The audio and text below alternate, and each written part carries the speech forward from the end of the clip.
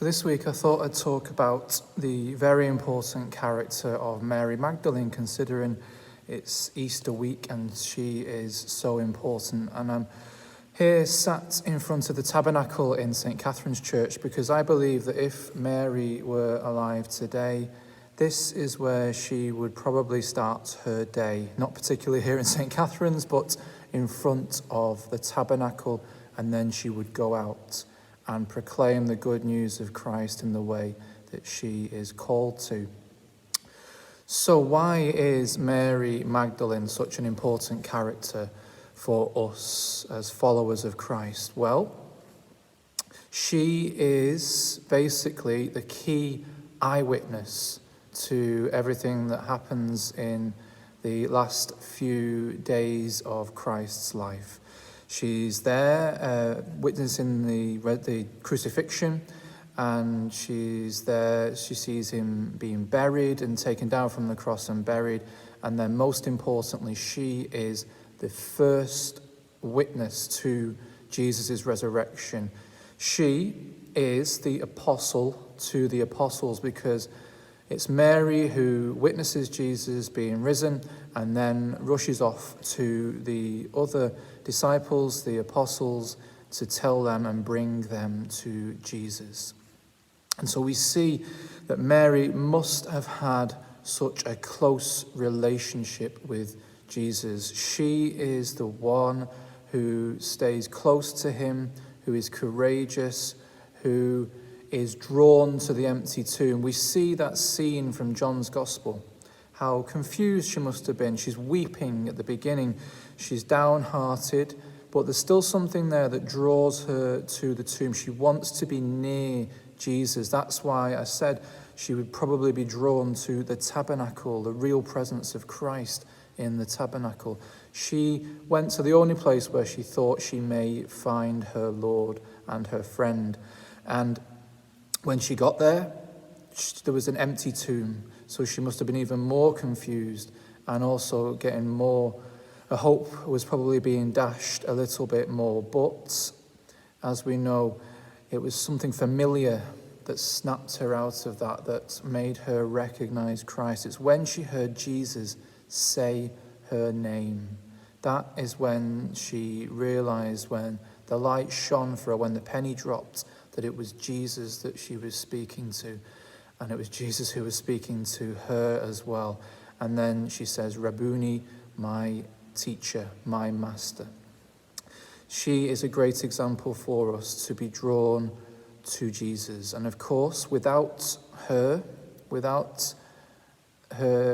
courage or her desire to be near Jesus, the question we can ask is, would the other apostles have ever gone to the tomb? She is the one that goes to Peter and John and the rest of them and tells them to come and see the tomb. And of course, we have to say as well that they trusted her testimony, because after all, this is what we base our faith as a church on. In those days, the testimony of a woman would not have been trusted as much. There wouldn't have been as much value put on it. But without question, Peter and John go running to the tomb. They are close to Mary. They trust her testimony. And of course, it had to be Peter, because as the first pope, he's the one that then ratifies this wonderful testimony of Mary.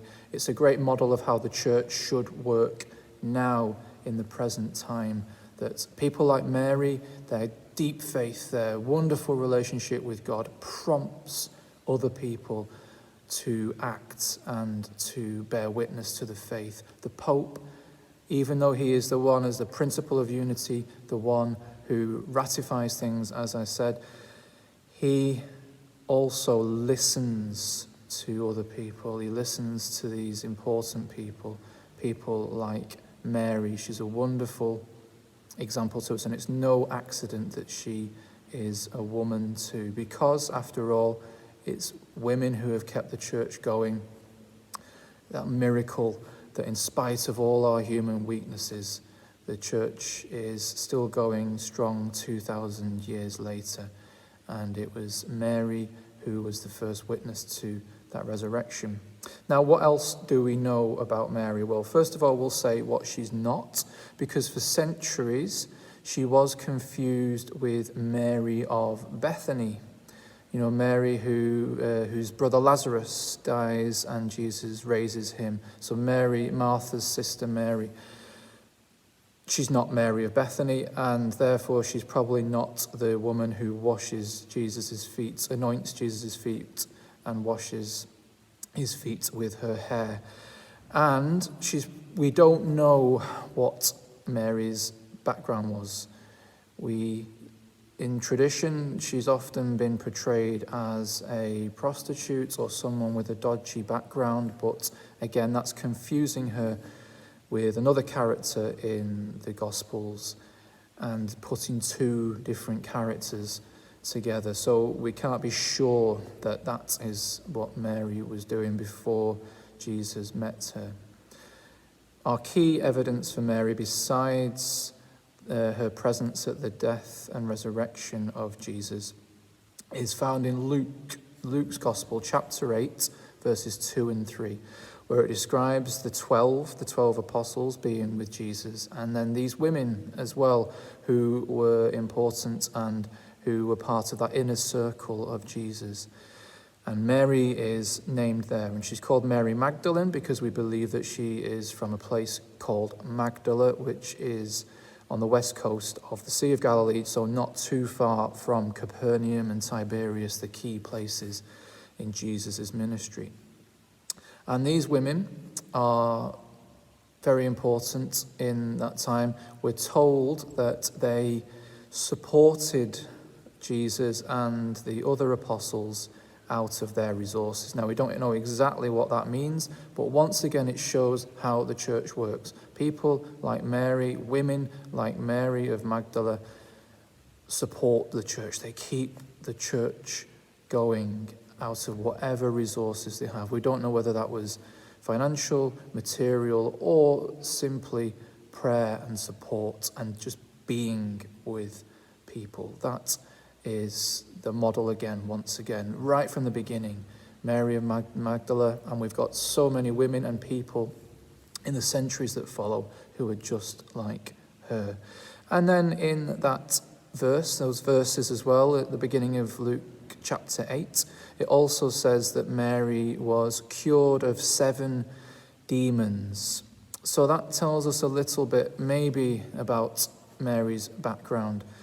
Now, the number 7 just generally means completeness, fullness in the Bible whenever we see the number 7. So that's probably just saying that Mary was completely consumed by these demons. And again, we're not sure if it's literally meaning spiritual demons or some kind of psychological condition or addictions or habits that she was clinging to, or a way of life which was completely holding her back from fulfilling her potential as a human being. But we do know that whatever it was that was going on in her life, Jesus healed her. Jesus came into her life and she felt his love, and it's that gratitude. But having been cured of those demons in her life, Mary becomes so close to Jesus and feels his love so deeply that she is a grateful person. She wants to repay that wonderful gift that she's received, and she repays that with love. So, the last thing we can learn from Mary, once we have witnessed Christ's resurrection in our life like Mary, once we have been called by Jesus by our name in a personal, intimate way, just like Mary Magdalene, then what does she do? And then what do we do? She goes and tells people. She rushes. She says, I have seen the Lord. That's what we're called to do in this Easter season, especially at this worrying, difficult time for everyone on our planet at the moment. We can bring joy. We can bring hope to people's lives by telling them that we have seen the Lord.